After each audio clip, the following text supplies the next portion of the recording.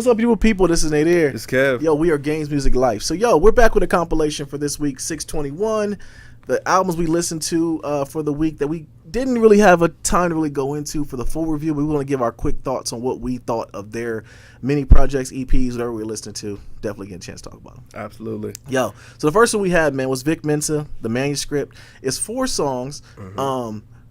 And it's very direct. I mean, it goes into pretty well. They're not short tracks, but I thought he was snapping. I thought Vic was going in. I'm not a huge Vic Mensa fan. And I'll be honest with you, we reviewed one of his last project, and I can't remember what we rated it. So I knew he was a rapper. I knew he took time and wanted to be the bars. He cared about that. Yeah. But I will say this little 4 EP thing was actually pretty dope. I listened to it a couple times. Vic is not slacking on the bars. I think a little bit of production. Sometimes he gets himself in trouble with the hooks because he starts talking over the hooks. And I'm not a big fan of that. But I thought it was okay. I thought it was worth a listen. Yeah. First I already know. Yeah. First thing I'm gonna say about it is, you know what? The dude, he can't rap. I can tell that he really does take the rapping part of it seriously. Mm-hmm. He takes his time, writing his lyrics out. Man, he puts a lot of thought into the music, so I can appreciate that. My problem with Vic Mensa is, like, who is he as an artist, first of all? It's like he kind of sounds like J. Cole light at times. He kind of sounds like Kid Cudi light at sometimes. I can't tell if he wants to be a rapper, if he wants to be a rock star, if he wants to be a rock star that raps. I can never really get a grip or a grasp on what it is that he wants to do. With this 4-track EP, I thought that the first song, the Almost There track, I thought that was a really solid track, man. Him and Mr. Hudson had a good chemistry. Vic didn't try to do too much, man. He stayed his own lane. And the OMG track, I thought was fantastic, man. Pharrell coming in, blessing the hook, and then you got King Push at the end, man. I thought turned in a solid verse, and I thought Vic Mensa actually held his own. Then we get to Rolling Like a Stoner. Like, listen, that is absolutely awful. Like, the song sounds so cliche. I knew you was gonna hate this one too. I mean, I knew it. It's just I don't get it. Like, I just don't get his appeal. It's like, I see where his influences are, but the people who influence his music all did it better. It's like, if I want to listen to Kid Cudi, I'll listen to Kid Cudi, not this. That Rage song, first of all, that song sounds like it was made for like a Twilight soundtrack or something like that. Like, it is just so immensely corny. Like, I don't know. I think that's why this came out, though. I don't think he knows who he is at this point. Yeah, and it shows in this EP. Yeah. And I know that he said for the EP, man, he wanted to kind of touch all of his different audiences. But it's like you're maybe spreading yourself a little bit too thin. You need to find your own voice because you're just sounding like a poor man's copy of a lot of other artists. Yeah. Like, there are times, like I said, to me, he really sounded like J. Cole in a lot of these tracks, man. His rap style sounds like J. Cole, but just with not as much impact, man. The bars aren't, quite as sufficient as what J. Cole would offer you, man. He sounds like he's got, I don't want to call it weirdo sound, but like he's got that Kid Cudi to Breast vibe, but it doesn't really sound quite depressed. It sounds like, my mom's making me clean my room. I'm so sad. And it's a horrible place for an artist to be, though. Yeah, it's like it has no direction. Especially, and we talk about that a lot, though. If you're in a place where you don't have your own sound, we're going to listen to you and want to go listen to the other person. Yeah. Because they do it better than you do. Yeah. And you're right. He did get himself in trouble with that, man. I can always give people credit for their, like, what I feel like they're trying to do. You can tell the dude cares about rapping. He cares about bars. In Nadir's book, you're going to get points for that. But like you said, he does not have his own sound. And I don't know where, because like some points he was kind of like screaming at points, then he was kind of laid back. It was like, you got to pick one. Which one do you want to talk about? If it's a spirited track, be that lane. I don't know. When I got to Rage, I knew the jig was kind of like, it almost felt like he was pandering. Like he was really just trying to reach out to this audience or show that he can make these kinds of songs. Almost like it was an audition, but it's like, are you just auditioning to be a rap laborer, like where you can just turn in whoever is asking for, or are you going to be an artist and really just kind of nail down your own sound and do your own thing? Yeah. And I didn't see it. I didn't really hear vision on this project. Yeah, I think there's a reason why this 4-track EP came out. Even when he was on Everyday Struggle, he didn't pub it at all. So it was like, unless you went looking for the music, you didn't even know this came out. So I think there was a reason why he did that, little feeler tracks or whatever. So I don't know. I don't know. I Vic Mensa, the artist, I wonder what he's gonna be. I mean, like I said, dude is a talented rapper. He can rap. But he's just got to kind of find his own way. I feel like maybe he will be like, We had just reviewed an artist a couple weeks ago where it was like, Jid? no, Logic. Oh, yeah, where yeah. I felt like his earlier work, he sounded too much like his contemporaries. Yeah, But on his latest album, He got I a felt sound. like he had fleshed out his own sound. Yeah. So hopefully that's where Vic Mensa ends up.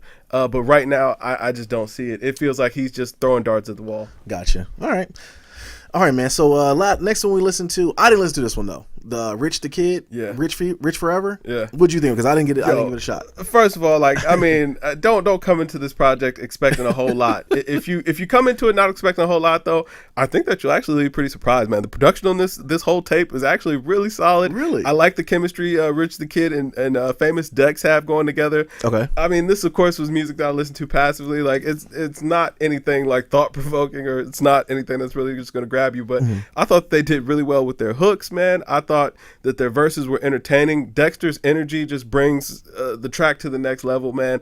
All in all, like on a playthrough, the album actually sounds all right. Really? I ain't too mad at it. I ain't recommending it to nobody. Uh-huh. But if you like Rich the Kid, or if you like Famous Dex, or you like kind of the sound of these young guys, man, I think this was a solid project. Okay, dope. All right, man. So next one we listened to was H.E.R. Yes. Volume 2, H.E.R. Volume 2. Very dope project. Soulful. Like she sound like we said before, the female version of Party Next Door. She's talking some stuff on here, and she got a good voice. It's only like 10 tracks. 8 tracks. It's 8 tracks. So it's a short little project, but definitely a good listen. I definitely think everybody should give it a listen to. She doesn't seem really cookie cutterish as far as with females is a little different because she's not trying to rap too. With males, they start singing to that Party Next Door vibe and they start wanting to rap too, and they kind of wear me out with that lane. She's just singing. The topic she talks about is pretty good. Some adult stuff, which I thought was pretty good as well. Yeah. I thought it was definitely worth a listen. Yeah, I mean, I thought that this was a great feeler project or EP to kind of throw out there to capture the ear of new listeners. With it, I'm not actually familiar with their first tape. Like, I've heard some of her older music, but I haven't heard like that first project in full. But I thought this project was actually really good.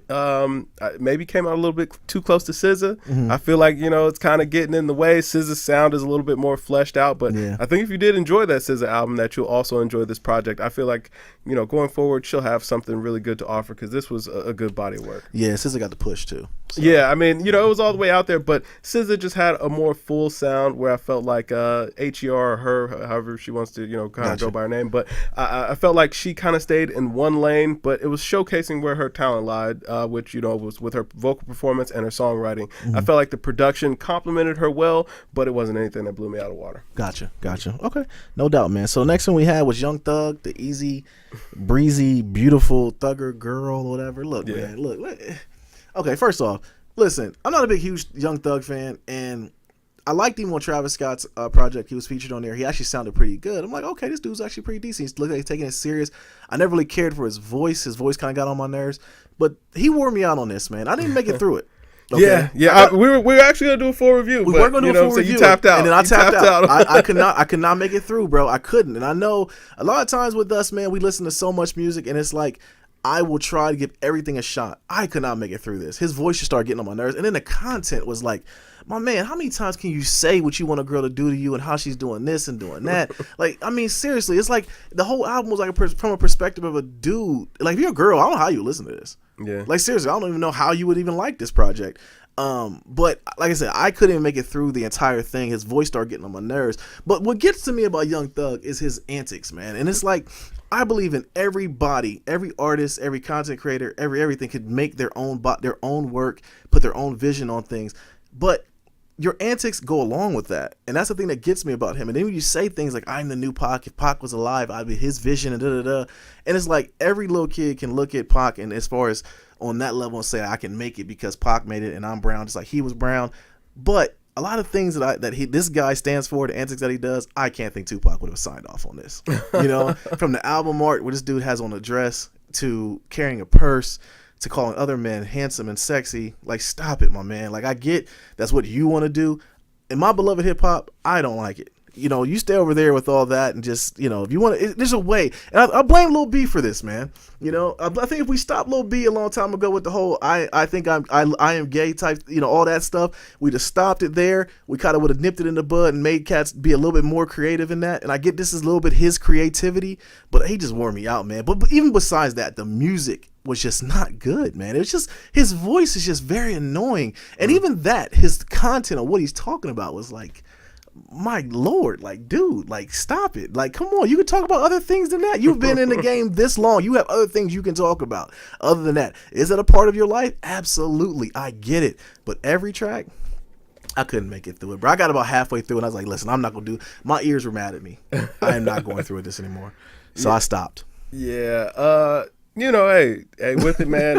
First thing I'm gonna say, as like a passive listen, man, Young Thug's voice and his style is actually a lot of fun, and you know, I expected that. Anytime I hear Young Thug, man, I expect there to be like a lot of energy, man. You know, he's got a voice that really grabs you. It's so unique that it stands out from anything else. Like when you hear him, you know that it's him.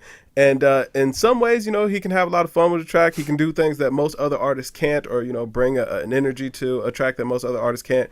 You know me, I don't really care about the antics. Yeah. Like I get why these artists do that, so I don't even really pay it much attention. I just want the music. I just want to hear what the music sounds like. And on a passive listen level, it actually sounds like a lot of fun, man. A lot of these beats are, you know, really catchy, man. You know, his voice is a lot of fun to listen to, but once you actually start listening to what he's saying, it's like, yo, this guy, he's out there. He's all over the place on here, man. Struggle bars? Like, well, what made it tough was that this was the most clear he's been on any project. Like, as a rapper, like, the vocal inflections that he goes for in his rapping, you know, make it so hard to understand what he's saying a lot of times. A lot of times, it just turns to a point where his voice just becomes another instrument. It doesn't really matter what he's saying much. But with the singing album, like his words were coming through so much more clearly, and it's like, wow, what are you even talking about here?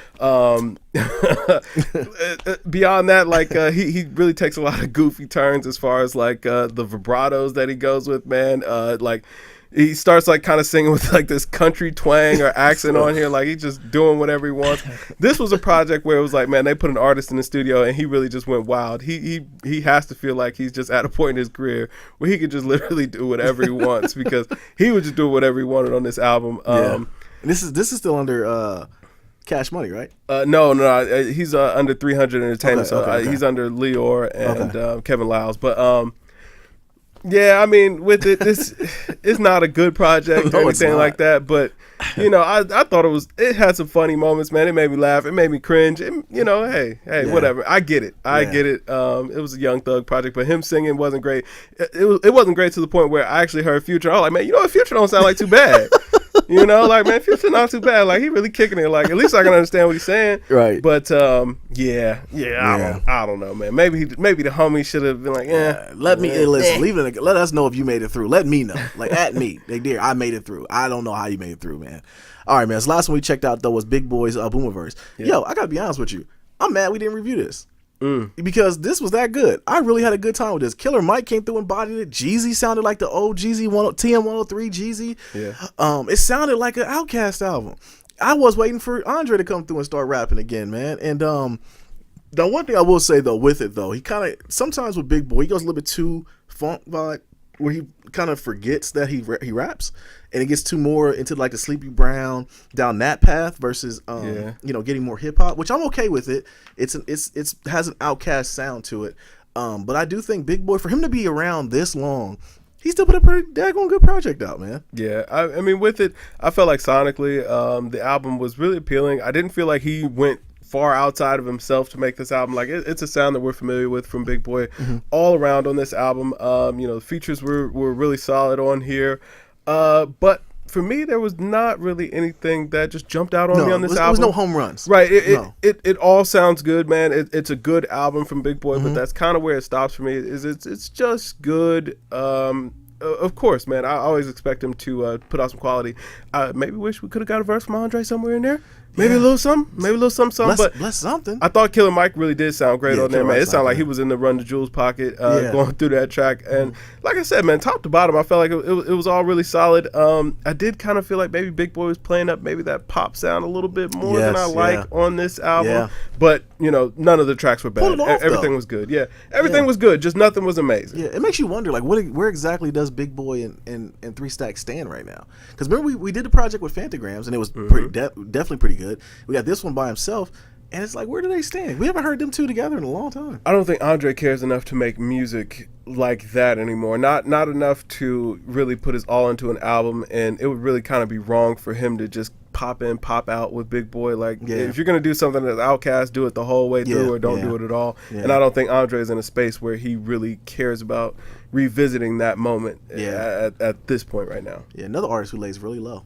Yeah. Like, we don't hear nothing about him. He popped in on the album and Nothing wrong with that, man. Stay out the way, man. Let the music speak for itself. Absolutely. But yo, that's the albums we listened to for the week, man. If there's anything that you guys, heard and you think we should take a listen to, or leave it in the comments. Let us know what you guys think of the projects we just talked about.